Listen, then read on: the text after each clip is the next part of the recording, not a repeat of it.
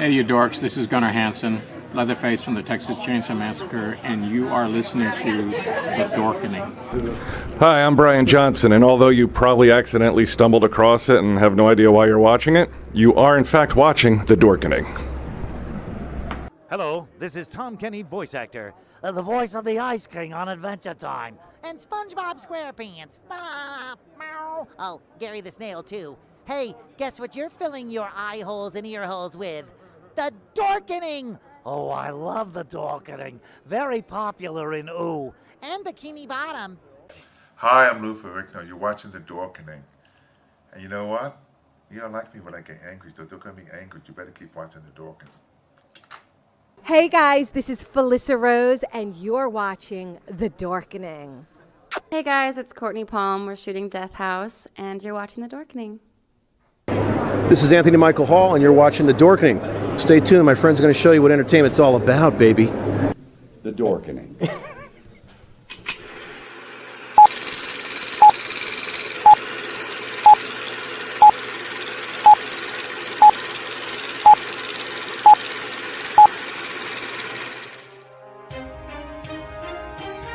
The Dorkening and all affiliated shows are not intended for anyone under the age of 18. The following may contain discussions or scenes that have adult situations, graphic violence, nudity, strong sexual content, and graphic language. This show is intended for mature audiences only. Viewer discretion is advised.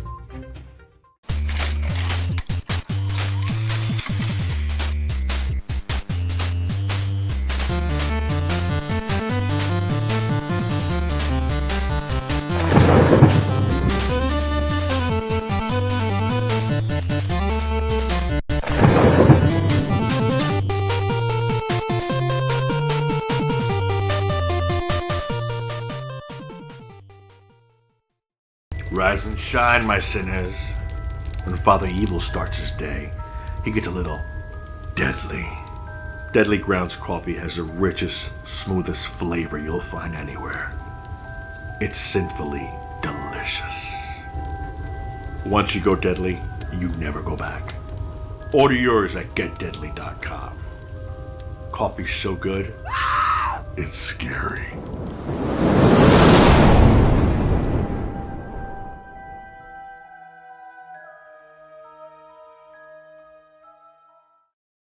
Happy Monday, everybody. Welcome to Creator Spotlight, powered by the Dorkening Podcast Network. We are very excited about tonight's shows. We have an awesome guest, but as always, actually, we're short somebody, but we'll jump right to Phil.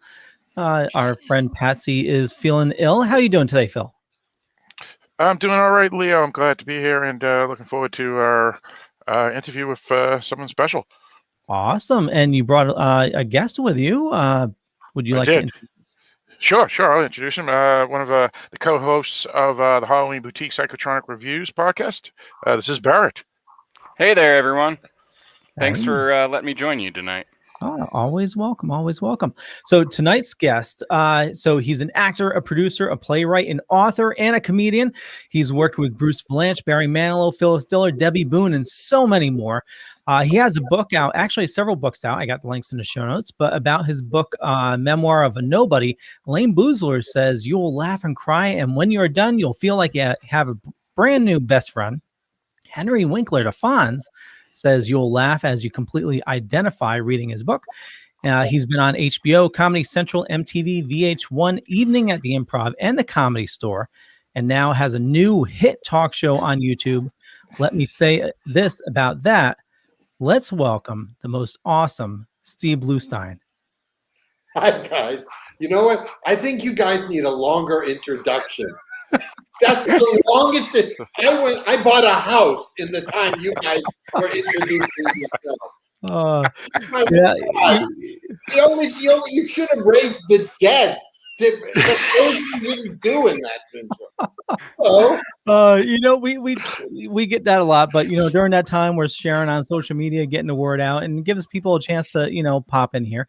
But yeah, I get told that a lot. I definitely need. Hey, I want to drink coffee now. Just take 5 to 10 minutes out.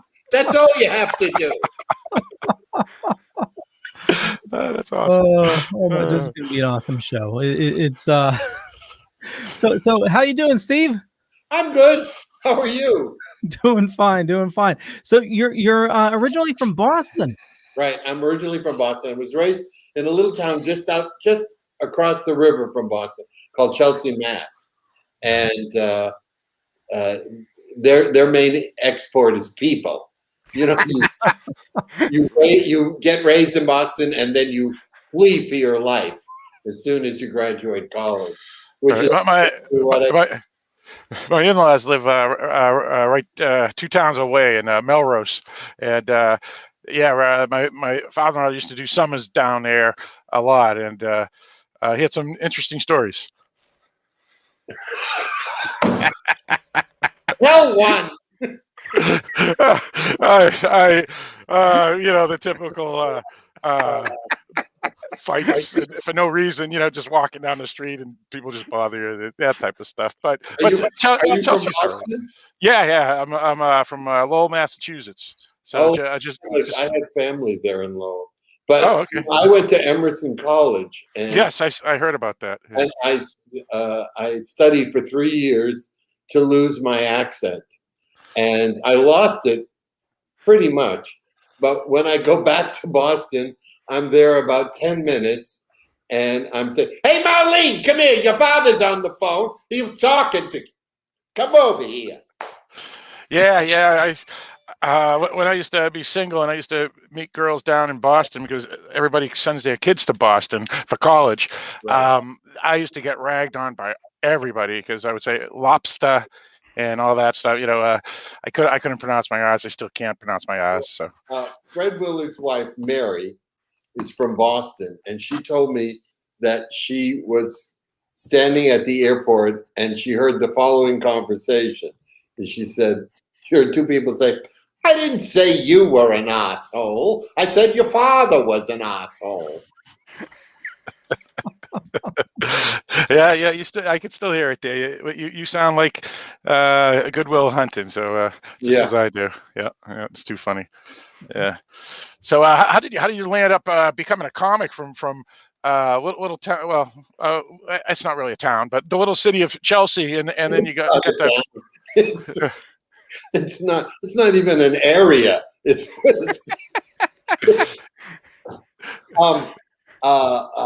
let's see. I graduated Emerson. I went to New York City, and I was going to, be an actor in New York. But New York's tough. So I went to visit a friend in California, and I felt like I had been there all my life. So I sold my apartment in New York, and I moved to California. And I was living in this apartment building, and Dave Madden lived in the building. And Dave was Reuben on the Partridge Family. And I'd be sitting around the pool, and I'd be making everybody laugh. And Dave pulled me aside one day, and he said, "You could do this professionally." And I said, "Really?" He said, "Yeah, there's a new club just opened up. This is about 1971. It's called the Comedy Store, and you should go down there." The very next night, Dave Madden and Albert Hammond took me to the Comedy Store, and I sat in the first row, watched the guys, and said, "Yeah, I could do that." And so I was on the ground floor of the comedy boom. There were maybe 50 comedians when I started in 71. There were no comedy clubs. The Comedy Store was the first one that was doing exclusive comedy. The Improv in New York was doing variety, magicians, singers, Broadway people, but the Comedy Store was specifically for comedians, and they opened up a whole new industry in this country. That's fantastic. Yeah, and one thing I noticed about your comedy, because everybody should check your website out, is that you do a lot of physical comedy too, not just the one-liners and stories. How did you figure that out? Was it because you see Robin Williams? Let me stop you. I don't do physical comedy at all. I don't know where you got. Well, I'll tell you why. I'll tell you what I'm talking about. You were on. What I'm talking about. What? I saw your clips on your website, and you're doing the chicken, and then you're pretending. Stop. Yeah, That's two completely different things. That was from a show called Make Me Laugh. That's right. And I was a contestant with Gallagher and Gary Shandling. Not a contestant. I was a participant with Gary and Gallagher. And we were trying to make this woman laugh. And I was doing anything I could do to make her laugh. And that's when I improvised the chicken. However, in my stand-up, I don't do that. I'm strictly a monologist. All right. Well, because I saw you do the one, with the flag waving, the guy at the hole and stuff. So that's what I'm talking about. You know what I'm talking about? I have no idea what you're talking about. That's right on your website. Come on. What flag? Well, you were talking about how there'd be like a construction worker, and they're standing over a hole, and they're just sitting there with the flag. I mean, you know what I'm talking about. Physical comedy. Physical comedy is when you do a pratfall and you fall on your face, you get hit with the pie. That's physical comedy. What you're talking about is characters, doing characters on stage. That's a totally different thing. Okay, all right. I see what you're saying. See, because I'm not experienced in the profession as you are, so I just assumed that's what it was called. But thank you for correcting me and putting me right on that. But you do all that stuff. You do the characters. Then, how did you get into doing characters rather than just doing stories? Well, I was working at the Comedy Store, and I was part of the Comedy Store Players, which was an improv group. And one of the members of the group was Gary Austin. And Gary started a workshop, which later became the Groundlings. And the Groundlings is where Pee Wee Herman and Elvira and all those people came out of, all the people from Saturday Night Live. But at that point, it was just a workshop. And I learned all that stuff about improvisation, about transformations, about give and take, all those techniques I learned with Gary in those beginning years. And I use them to this day. Nice. Yeah. Yeah, go ahead. No, I was gonna say, improv. Like, I've been to a few shows myself, and I'm not an expert or anything, but just to see you guys on stage, coming up with stuff off the cuff is just blows my mind. How fast your mind must be for that. Well, when it's good, there's nothing better, and when it's bad, there's nothing sucks worse than a group of improvisers who are just missing on every note. I mean, you just stand there and you can cut the desperation with a knife because they're just looking for that punchline to get out, and it's not there. But most of the time, it's a lot of fun. I use it very specifically in my nightclub act. I have whole sections where it's all memorized material. And then I stop and I improvise with the audience, and the audiences love that much more than the prepared material. Can you think of a really bad improv experience, particular one? Well, in the beginning in the Comedy Store, there was this guy who, let's say, was not supportive of the other actors, and he wasn't supportive because he wanted to focus on him. So if he diminished you, then he became funnier. And there was one night that we were all on stage, and I said, "Look, here comes the boat," or something like that. And he turned and said, "There's no boat there," which just stopped us dead in the water, literally. And he took it on a whole different place. Yeah, but that's the only thing that comes to mind. I kind of block all those bad ones out. I can imagine that, yeah. Wolfie in the chat room, actually, real quick, Steve Jordan says, improv, if works, then use it. Don't be ashamed of what you do. I do improv when I'm in my character look. And Wolfie is saying, what was it like working on the Brady Bunch Variety Hour? Oh, that was insane. I mean, First of all the writers were stoned all the time, and Florence Henderson was just the best. And we were working. I didn't even know what I was going up for. My agents wouldn't tell me when I went up for the interview. They just said, "Just go. It's for a show, and a variety show." So I went and I met with Ronnie Graham and Carl Kleinschmidt, and we were talking. They looked at my videos from my talk show, stuff, and I looked at Carl and I said, "What show am I interviewing for?" And just as he said, "The Brady Bunch Variety Hour," and just as he said that, a little gnat flew in front of my face, and I went like that. And he thought I was going, "Oh!" And he said, "You're hired." He thought I was doing the Three Stooges take, because none of us wanted to be writing the Brady Bunch Variety Hour, So we wrote it, and I got to work with incredible people. Milton Berle, Farrah Fawcett, I can't think of his name, the ventriloquist, the old ventriloquist. Just one big, huge name, Tina Turner. They were all on the show, and I got to work with them, and it was, and that's when I had just started out. So I was like, a kid in the candy. And the funny story was, we were so loose.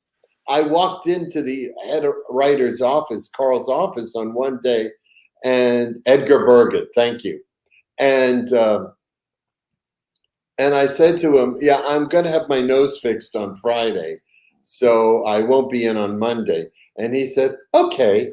And so I did. I had my nose fixed on Friday, and I came in black on Tuesday, black and blue, with bandages here and a big tape across my forehead. I had written "under construction," and Florence.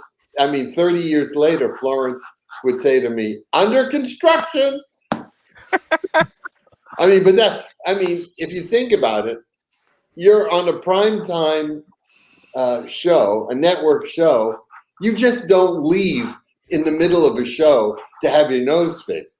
I happen to think that was okay. I wouldn't today, but back then it was so loose. I'm very grateful to Carl Kleinschmidt,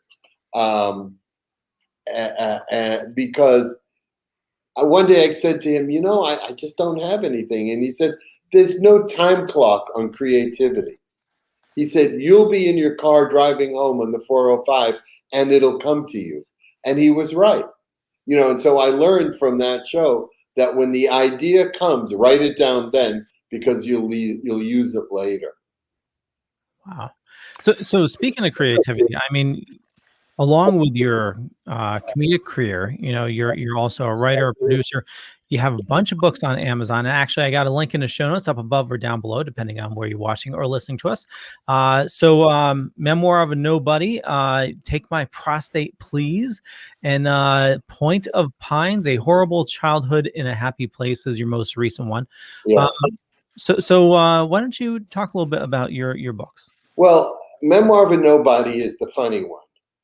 That's the one that everybody loves because it's one funny story. It's a series of essays, and it chronicles my life, opening for Mac Davis, for Donna Summer, for Barry Manilow, for Frankie Valli, Frankie Avalon, all these people. And I tell all the backstage stories. And then I also tell the stories of just the insanity of my life and what goes on. And people seem to just love that one. And then Take My Prostate, Please. I was diagnosed with prostate cancer, and I would be going to the doctors, and all these insane things would be happening to me. And I'd get home at night, and I would chronicle what the day was like. And that turned out to be a funny book about cancer. And it's been endorsed by a couple of the prostate cancer support groups. And Point of Pines was my attempt at doing a serious book without any jokes. That's what I would tell my friends, that there were no jokes in this one. And it's about my dysfunctional family and being homeless as a child and all the kind of crap that I went through growing up, and surviving and being successful. So, and that one's already gotten 39 5-star reviews on Amazon. It's only been out a couple of months. So I'm very pleased that people are really appreciating that book on a different level. Now, what does Point of Pines mean specifically? Well, what is that? Well, you're from Massachusetts. I sure am. Yeah, is that the place up in north of Worcester, right on the New Hampshire border, isn't it? No, not even No, close. that's not it. Okay, what is that? Information to that. What are you gonna do? If you were a doctor, I would not want you diagnosing my condition. I think you're pregnant. So, no, Point of Pines is in Revere, Mass, which is just out. It's an area just outside of Boston, and it's where I grew up in the summers. And there were a group of people there who they were the ones who taught me what love was all about, because my parents were too busy fighting. And Barrett, what the hell is that behind you? Do you have a lamp on your? It's fallen over. Sorry. You could pick it up. Call me crazy. And it's been that way for at least 2 weeks. I've seen it. I mean, what's up with that? It's like much better. That's so much better. Hey, if I give you something to make fun of, I'm glad. So, the Point of Pines is it's just they were just wonderful people who taught me what love was when my parents weren't unable to. Okay, yeah. See, I thought you were talking about the Cathedral of the Pines, which is actually Ringe, New Another Hampshire. mistake you've made. Yeah. So it both have the word pines in it. What are you gonna do? So it's all right. It's all good.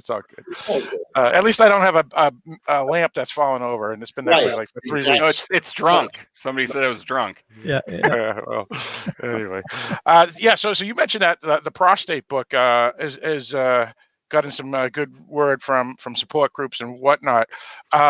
Did you have any support when you were going through it? Because I know, like when my father got it, I tried to make him feel better because I said Rudy Giuliani, George Bush, who was president at the time, Bob Dole, all these famous people, Joe Namath, all these famous people were coming out talking about it. Called me.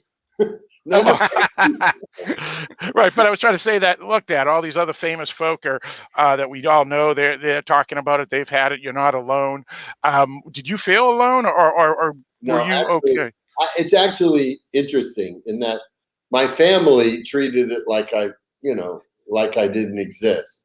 None of them called. I think one cousin, my cousin Dee Dee, called to check on me because she's that kind of loving, caring person. The rest of the family, it just totally ignored it. But my friends were unbelievable.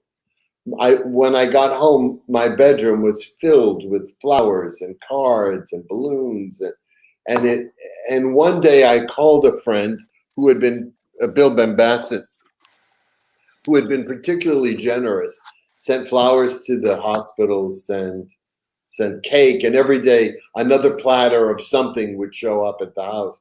And I just called him and I just started crying. I just said, I'm so grateful, Bill. You just don't know what this means to me. And it was a lesson because, when my friends are sick now, I not that I didn't before, but it even is more important to me. Do you know who Jackie Joseph is? I do not know. Jackie Joseph was in the original Little Shop of Horrors. She was on Mayberry RFD. She was married to Ken Barry. She's an angel on earth, is what she is. and she came to visit me and sat in my living room. And she's not a young woman, and it took a lot of effort, and she won a special place in my heart, because of that. So yes, I had support, but not where I should have had it. But. Well, I mean, going through something like that, you definitely find out, who cares about you and who doesn't, You find out who your friends are. There was a celebrity who will remain anonymous, who is just self-centered, selfish. Here's how I describe it. I say, you call this person, you say, you know what? I was in the garden and my arm got caught in a shredder. It got ripped off at the shoulder. I only have one arm now. And that person will say, I had an eyelash once that got caught in. That's how these conversations go. Well, this person lived walking distance from the hospital and said, I'm coming. I'm going to try to come and visit, and never came. And it was an eye-opener because I had been more than generous over the years, writing material for free and, doing stuff. And it was an eye-opener. And I took that person's name out of my address book, because at that point in my life, I said, life's too short. It's too short to fill your life up with crap. When someone says, you haven't called me in a long time, I always say, the phone goes into my house as well as out. If you were so desperate to hear from me, you should have picked up the phone and called me. Because I'm loyal to a fault to my friends. I'll walk through fire, but if you do me wrong, you're dead. Yeah, so be careful, Philip. You're on thin ground. Fair enough. Hey, we're both New Englanders, we can see each other that way. That's not a plus. Trust me. That is not a plus. Bear, are you in New England? No, he's Virginia. Nope. Virginia? Okay. Virginia, yeah. Okay, so Virginia. I like Virginia. I've been to Richmond. I mean, that's where Barrett's from, is Richmond. He's living I'm not from Richmond. Right, but I live here now. Yeah, it's nice there. I just can't take the cold anymore. I've lived out here so long in California that I was telling a friend the other day. One year I went back to Boston in January, and I got off the plane, and it was like I was walking into a freezer. That blast of cold air hit me, and I went, what am I? Well, I must be out of my mind. I moved from St. Cloud to Richmond, St. Cloud, Minnesota, which is pretty far north. Not as far north as Duluth, but it was pretty cold there. Oh, I worked Chicago in January, and that wind came off the lake. Like your eyelashes would freeze and everything freezes. Oh yeah, it was amazing. I don't know how those people do. Minneapolis is another one with their skyways. They go from building to building, and I delivered copies in that area during the winter, and there were some buildings that were not part of the skyway, so you'd have to go outside in the snow and take big boxes of copies to these places.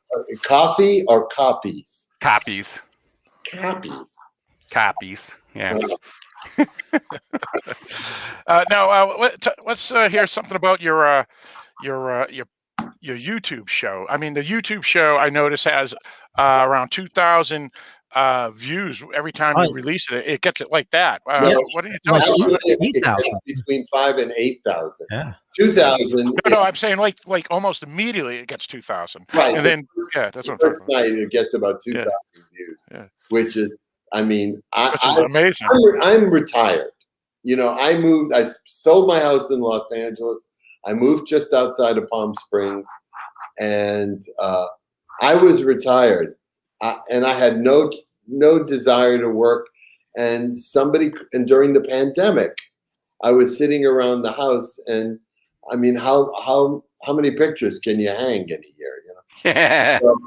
So I was sitting around the house, and they called and they said, we'd like to give you a talk show on YouTube. And I went, do I have to leave the house? They said, no. I said, okay.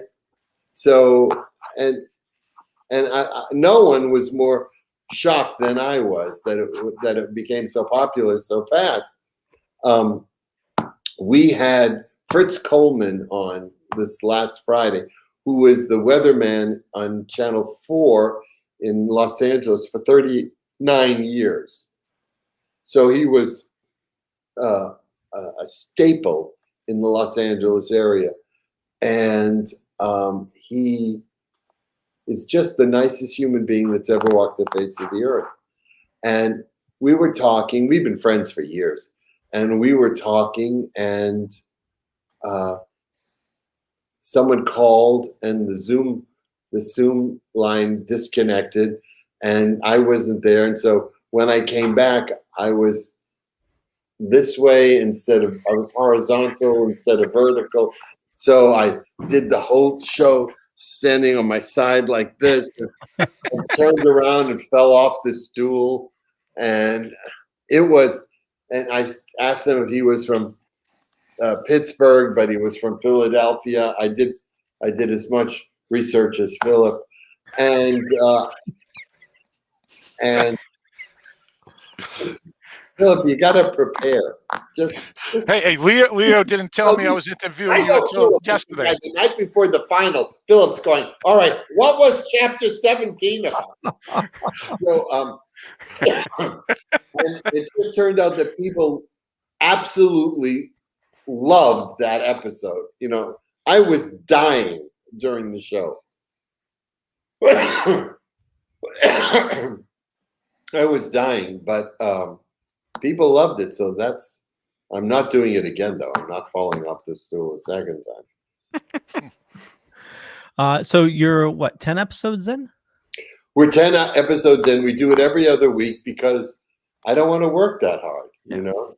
So we do it every other week. And we have next week on July 2nd, we have Paul Kreppel, who is a Tony Award-winning producer, and he was an actor, and we went to Emerson together. So that basically all I'm doing is interviewing my friends. That's awesome. Hey, is he from Boston too? No, he's not, but keep it up. So, 1,000. You know, who's president now, Philip? I have no idea. Who's president? Not the guy with the blonde hair. I think it's Trudeau, isn't it? Yeah, that's wrong country. Oh, geez, sorry. No, he is not from. He's from New York, I believe, but I know he's not from Boston. And so, what we're talking about?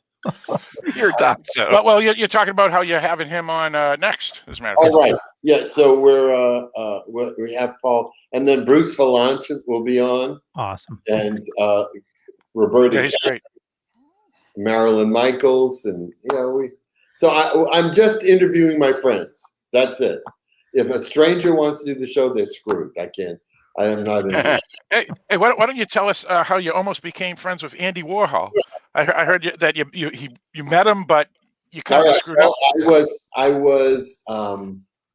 Hey, you got one right. That's right. Thank you. So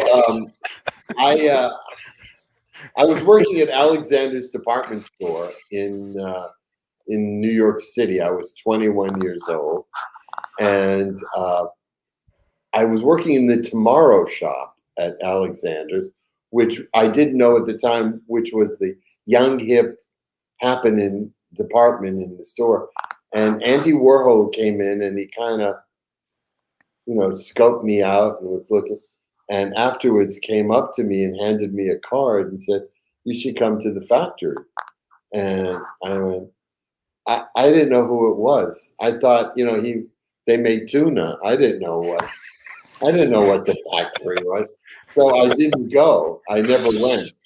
But I know if I did go, I'd be dead now because, I was so young and just getting into drugs at that time. This is 40, 50 years ago. But don't do drugs now, Steve. Right. Yeah, that's a pretty cool story though. That's awesome. Yeah. I mean, out of all your stories that you have, you met Farrah Fawcett for crying out loud. The Andy Warhol story is pretty cool. Yeah, well, I mean, sometimes I don't understand if this stuff happens to everybody or it just happens to me. I was on the corner of Madison and 58th in Manhattan, and I look over, and Ethel Merman's standing there. Oh, wow. Yeah, and Bruce tells the funniest story. He said a friend of his was walking through Central Park, and Ethel Merman was in the park with her granddaughter sitting on a bench, and the little kid was crying, screaming. And as he walked by, he heard Ethel Merman say, "Well, what the fuck do you want?" That's awesome. And I have a similar story in that I was at the Sherman Oaks Galleria, and they had escalators that were, one was ascending and one was descending, and they were next to each other. So you passed each other on the way up. And I was going up, and I saw Annette Funicello coming down the escalator with her daughter, and I'm thinking, Annette Funicello, America's sweetheart. I watched her as a child. She's so sweet. And as we passed, I heard her say, "Because I said so, that's why." That's great. That's awesome. Hey, so do you miss doing stand-up? Not at all. And not at all. And my life is so bizarre. The same time I got the talk show, I got a request to do a week in Vegas, which I haven't done Vegas in years because I didn't really want to do stand-up anymore. All my efforts were in writing. And so July 22nd, 3rd, 4th, and 5th, I will be in Las Vegas at the Grand Hotel. It's not the MGM Grand. This is the not so grand. It's the downtown hotel, and I'll be there with Kathy Ladman, who I love as a dear personal friend, and we're so good together on the road, on and off stage. Sometimes you go on the road with someone, and it's a living hell. Because they don't shut up or they're doing drugs or whatever. And but Kathy and I are simpatico, and we just have the best time. We just laugh the entire time we're together. Now she's buddies with Jerry Seinfeld. Are you buddies with Jerry too? No, I've met Jerry, but he was a generation after me. Gotcha. When Jerry came to LA, I was already on the road working. So I never really got to know him. I got the closest to that generation is Howie Mandel, who I know very well, and just love and have so much respect for what he's done. I always tell Howie Mandel is the real deal. He's the real deal. Not only is he funny, but he's a producer, but he's intelligent and and warm, and he's the real deal. Yeah, I love his original stand-up. It's I know a lot of people know him for his game shows and stuff now, but his original stand-up was just phenomenal. Yeah, he's very funny. Steve says, I met Loretta Swit when I was a kid, and she was such a sweetheart. She told her man at the time to just shut the fuck up, and this was in New York State back in '81. Yeah, I think I know Steve Jordan. Loretta and I became friends out of the strangest occurrence. Blossom Fold was an artist, and Loretta was also an artist, and she sent Blossom an email with a picture of a dog that she painted, and I teased Blossom mercilessly. She was 90 years old at the time and so hip. She's an amazing artist. She's passed away. All my friends are dead. You four be very careful next week. You could be dead like this. So, and I was teasing Blossom saying, and I wrote her and I said, look at this painting. I bet you couldn't do this. Look how good this is. And what are you doing? Splashing, stuff like that. Well, instead of sending it to Blossom, I sent it to Loretta. And she thought I was making fun of her. And she called me up and she said, how could you say that about me? And I said, no, it was a joke. And when she realized it was a joke, she laughed and we became friends. And she lives in New York City now. She's not out here. Yeah. She did some cons out here a couple of years back. Cons? Conventions. Yeah.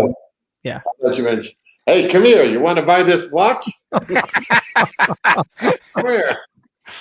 Yeah, it's a Rolex. Steve says, Mr. Bluestein, we never met, but you must be thinking of the drummer by the same name. Oh, okay. Yeah.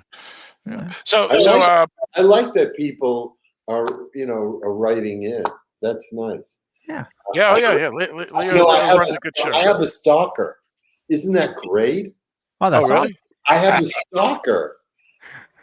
And she sends me poison pen letters, and she sends me invitations to talk shows and radio that don't exist, and I get letters that I've won awards that don't exist, and this has been going on now for about 10 years. And when I find the little fucker, I'm gonna kill her. Now, right here on my desk, or one she just sent. Do you think you and Kathy will do more shows together after the Vegas shows? Who knows? I would love to, and I know Kathy would too. But the offers have to come in. You talked about my website. My website is stevebluestein.biz. B-I-Z. B-I-Z. Yeah. Anybody can reach me through that, including my stalker, who leaves me disgustingly nauseating messages, and just makes my day when I get them. So you don't need to remember that website. I got the links in the show notes up above or down. Oh, look at you! Someone did their homework, Philip. Hey, I knew about the Andy Warhol story. I got another good one for you. Stay after the show and write 100 times. I will prepare for the guests. All right. How about this one? Tell us about your Hebrew school and how you got suspended. I want to hear more about those stories. Why were you expelled? Well, what's going on here? I never wanted to go to Hebrew school, and I was at a function, and my mother said, "Come with me." And I went in and she went up to the cantor and she said, I'd like to enroll my son in Hebrew school. And I said, I don't want to go to Hebrew school. And she hauled off and she backhanded me right in front of the cantor. And a little thing went click. And that was it for me in Hebrew school. So I went to Hebrew school, and I was A's and B's in public school, straight F's in Hebrew school. Was expelled 3 or 4 times, but the last time I was expelled is because I could imitate the rabbi's voice, and I called the school and I said, "Hello, Phyllis. Listen, let the kinder go home early. It's a cold day. I don't want them to walk home." And so the secretary dismissed the whole Hebrew school. Oh my God, that's awesome. That's great. That's great. Yeah, fantastic. I hate it. And when I was 13, I was 12 years old at the time. I was a rebel. And when I was finally bar mitzvahed at 13, they came up to me and they said, "Now that you're a man, you can come on Saturday morning and come to services." And I said, "Yeah, hold your breath while you're waiting for me." Yeah, I'll be there. Yeah. That's Well, so was this out in Chelsea? Yeah. Yeah, too funny. Full Emmanuel in Chelsea, Mass. Oh yeah. Nice. That's great. That's great. So, I was saying, I like when people ask questions. That's really. They do it on your show too. But wait, they do? Nobody told me. Yeah, but I don't see it because I'm No. too busy talking to the guests. Yeah. So your producer, if they want to hit me up with some questions and stuff, I can guide them towards, how they can get that going for you. All right, cool. Yeah. Uh, Yeah, because I mean, you get a ton of live viewers and a lot of questions coming in, a lot of comments. So Yeah. it definitely adds some nice interaction. I didn't know that 8,000 views was a lot, because I'm looking at, like the Kardashian, they get 80 million views. And but then but you know what? They're saying on CNN that YouTube shows are now getting more viewers than CNN. So believe it or not, you're getting pretty good amount there. That's amazing. And then I was looking on YouTube. I have fallen in love with John Mulaney. I think he's the funniest comedian to come along in the last 30 years. He is so all right. He has a drug habit. We all did. But he's so smart. He's so smart. He's talking about things that are easily relatable, and he investigates a subject and he sees it for a while. He's not like these comics from these comic clubs that all they talk about is their girlfriend and their dick. That's all they talk about. He's investigating comedy. I love him. And I know there was a reason I started to talk about him, but I know. I was looking at how many people watch these videos, and I would see 50 people, 80 people, 100 people, but so 8,000, I think, oh, I'm doing good. You're doing really good. Yeah. Yeah, absolutely. I know our shows. So we What do you a bunch of different communities. We get between 2 and 3, depending on all the different communities. Philip's cousins. Yep. Yeah, that's right. Yeah. That's right. Yeah. I'm not Philip's Irish. got a talk show. You gotta watch it. He needs the viewers to come on. Arthur, come over here. Look at Philip. No, I'm not a Bostonian Irishman, so I don't have that many cousins. So you know how it is with them. So like we stream over on something called Hellfire Radio, and that gets us a bunch of views, and then we also have our YouTube page as well. So you're teamed up with a YouTube network as well, right? Right. Now, how did that come along? They called me. Yeah. Susan Brado. I've known her for 45 years. I still can't pronounce her last name. I say to her, could you just change it? Just make it Smith. I can pronounce Smith, but it's got 3 vowels and 6 B's, and I can't pronounce. Hey, she can get revenge by calling you Bluestein. You know how it is. So. Yeah, Bluestein. Yeah, I do. Thank you. So It's just looking out for you.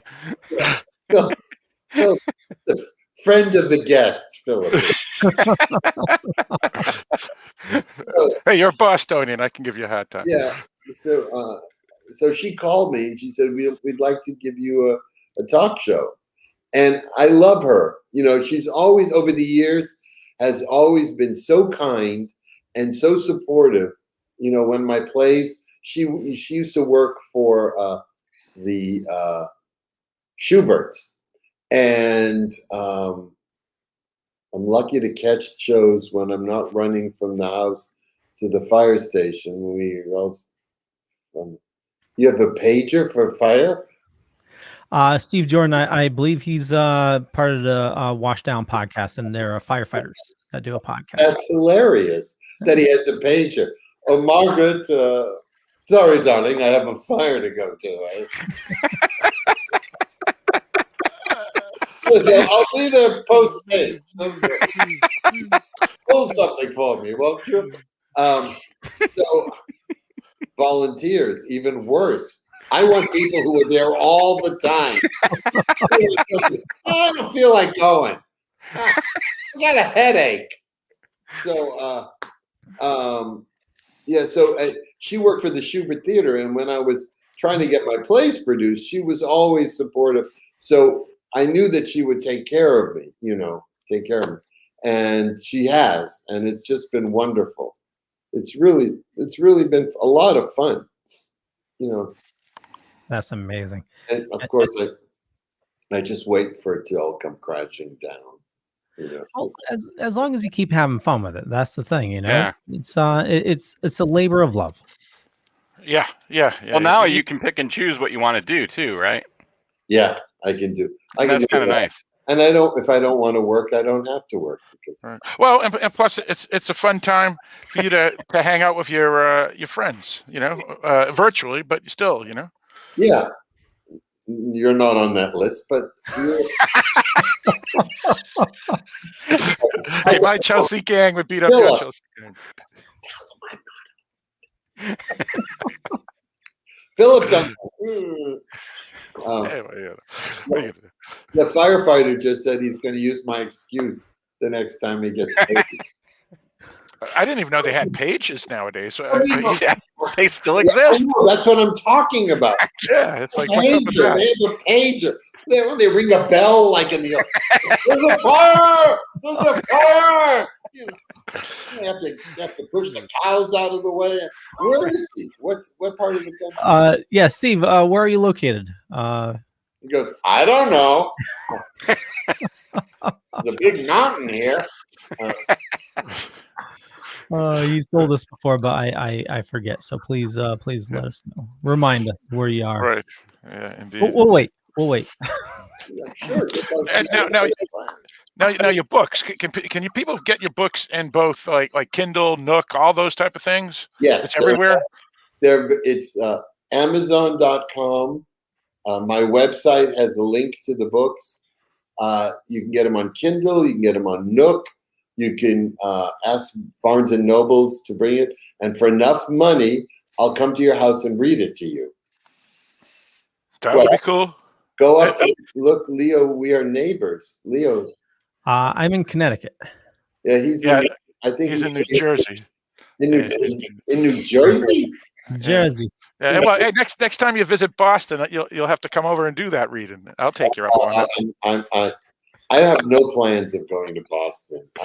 I most of my family is dead. I only have 1, 2, 3 cousins in Boston, and I haven't spoken to them in 48 years. So I don't think, hey, I'm here. Can I sleep with you for? No.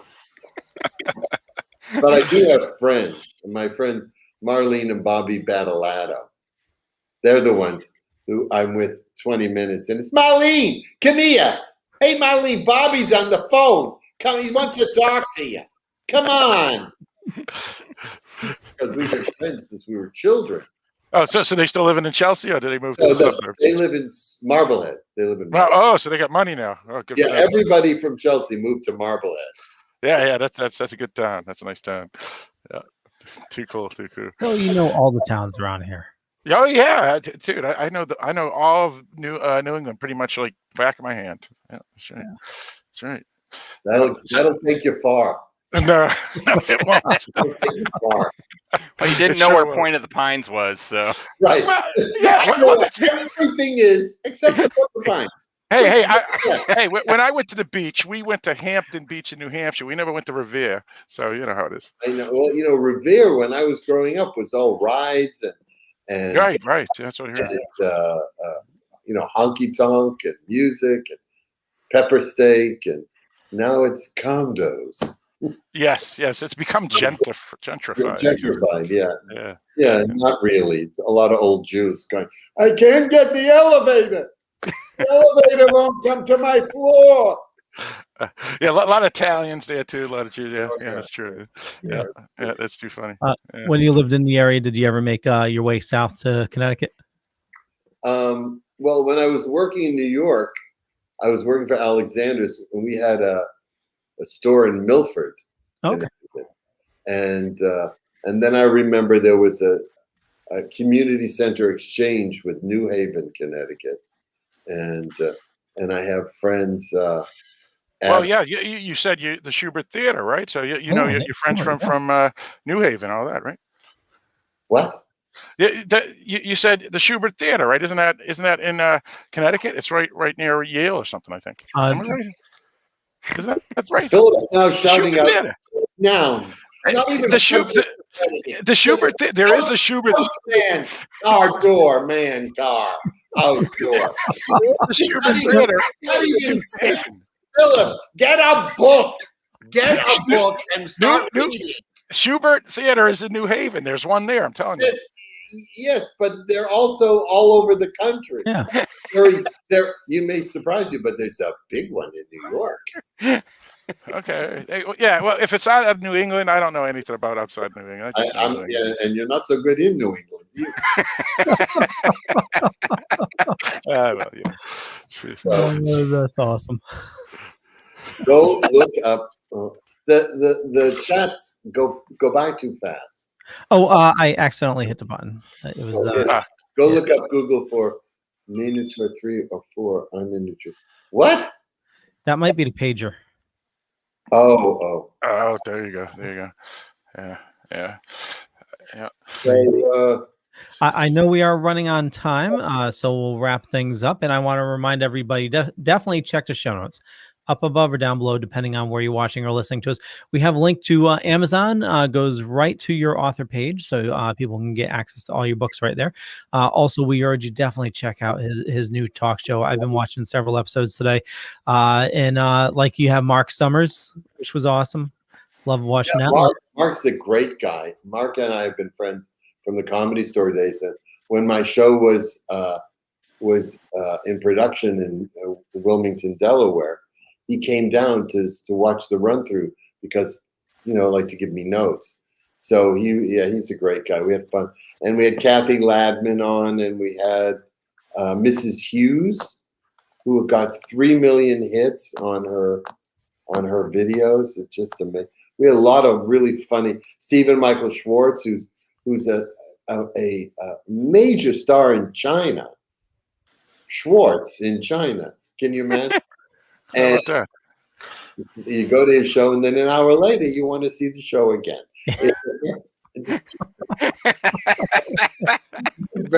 He's a wonderful songwriter. We've been friends forever. And who else did we have on? Lane Boozler. Lane Boozler and Jamie Alcroft from Mac and Jamie. And you had Kathy on. Kathy was on, right? Yeah. Yes, we mentioned it. Good. Now we're going to work on colors.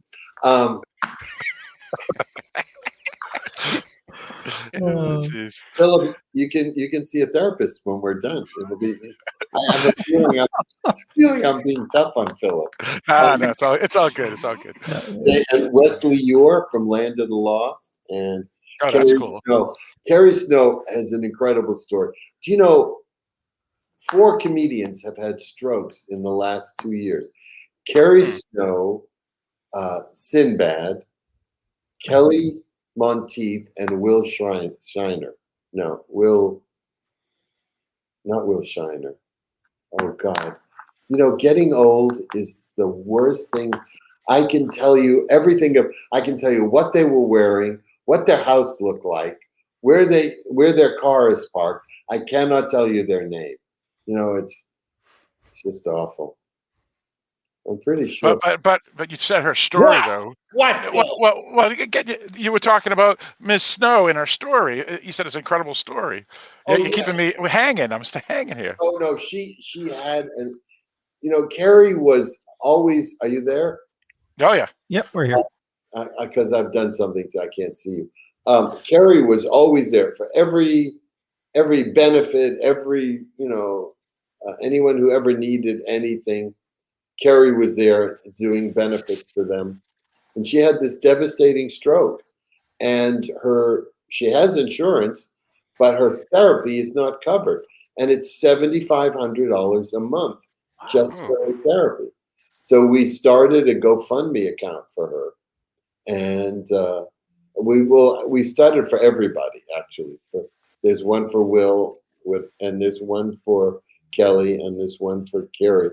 I don't know if there's one for Sinbad. I don't think he needs it, which is great, but I may be wrong. And so Carrie and I, this was the first time she publicly spoke about her stroke. So that's the one that got 8,000 views. So it was amazing. Wow. Crazy. So We'll wrap things up. So, Steve, where do you like fans interacting with you on social media? In a dark alley late at night. I mean, do you prefer like Instagram, Facebook, Twitter? Facebook, Instagram, Reddit. My website would be nice since I'd spent so much on it. It would be nice to use it for something other than an ego boost. And let's not forget that the Coachella Valley Comedy Festival is coming up in October, and those young comedians can submit their videotapes. I'm one of the judges. Very cool. You know, that just as we're talking, I got a video come in that I have to look at when we're done. Nice. But yeah, my website, stevebluestein.biz, B-I-Z. And we got the links in the show notes. Barrett, what do you like people interacting with you on social media? Well, I am part of Halloween Boutique Psychotronic Reviews, which is a part of the Dark Discussions Network. I can be found on the Dark Discussions Facebook page, and you can listen to various podcasts on the Dark Discussions Network that I am a part of. What's the Dark Discussions? People sitting around going, look, there's no sun. What happened? Well, Phil will explain what Dark Discussions is. What is the Dark Discussion? Dark Discussions News Network. It's a website that's been around for 10 years that just had this 10th year anniversary. It basically does news about movies and pop culture. Huh. What a strange name. To me, it sounds like it's goth. You changed. Well, it was originally about horror films, and now it's expanded to other things. Yeah. I would suggest changing the name. Indeed. So Dark Discussions, and for me, just Google Leo Pond. You find a bunch of stuff. Could be true, could be not, but more importantly, follow these awesome people. Go check out Steve's information and watch his show. And for me, I run a little thing called the Dorkening Podcast Network, which we have 40 shows on the network now. Wow. Absolutely insane. And with that, we'll catch you guys later. Bye. Bye. Thanks, Steve. Appreciate it. Bye. Yeah, thanks, Steve.